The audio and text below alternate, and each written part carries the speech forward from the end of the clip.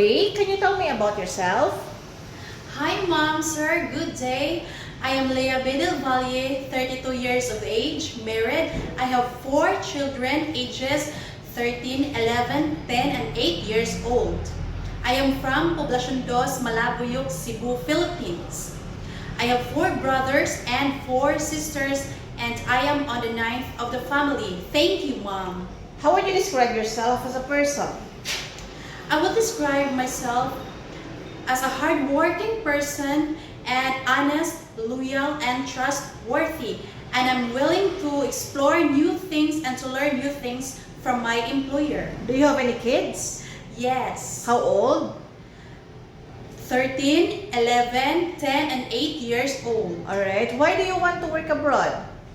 I want to apply for work abroad because I want to have a better future for my family, to support the schooling of my children, and to repair our house. Who will take care of your kids if you work abroad? My husband will the one to take care of my children. Please tell me about your work experience. I have 2 work experience here in the Philippines. First is the housemaid I work with 3 years. I work with 1 couple and 2 children, ages 13 and 8 years old. My duties and responsibilities includes taking care of the children, cooking, ironing of clothes, and cleaning the house. And my second experience is as a caregiver. I work as a private caregiver for 3 years also. Taking care of an elderly 77 years old, bedridden with dementia.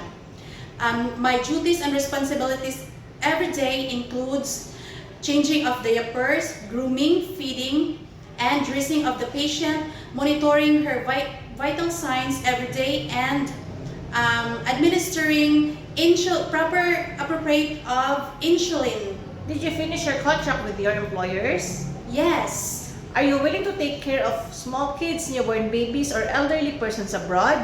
Yes, I am very much willing. Are you patient in taking care of small children? Yes. Do you know how to take care of newborn babies? Yes. Are you willing to wake up early in the morning and sleep late at night? Yes, mom. What will you do if you become homesick? I will make myself busy for the household chores, and I will remind myself that I would have to finish my contract to have a better future for my family. Are you also willing to extend or renew your contract? Yes. Please tell me about your cooking skills. Do you know how to cook? Yes, I know how to cook some Filipino dishes like pork adobo, tinola, and vegetable dishes. Are you willing to learn how to cook your employer's dishes as well? Yes, I am very much willing. Can you follow online recipes? Yes. Do you have any food allergies? No. Can you sing for me a nursery song for the kids? Yes.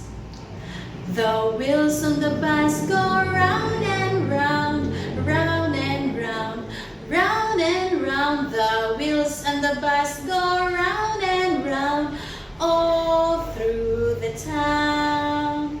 Do you have the full consent of your family to go and work abroad? Yes. Do you promise not to use your cell phone during working hours? Yes, mom. Do you drink alcohol? No. How about smoking? No. Any body tattoo? No. Do you have any history of surgery or serious sickness in the past? No.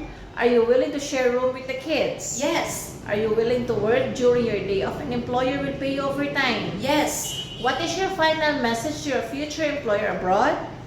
Hi, mom, sir. I am Leah Bedel Valle, 32 years of age, married. I have 4 children. To you, my dear future employer, please choose me as your housemaid, and I will promise to do my duties and responsibility with a golden heart. And I will treat your family as my own with tender, loving care. Thank you, mom. Have a good day.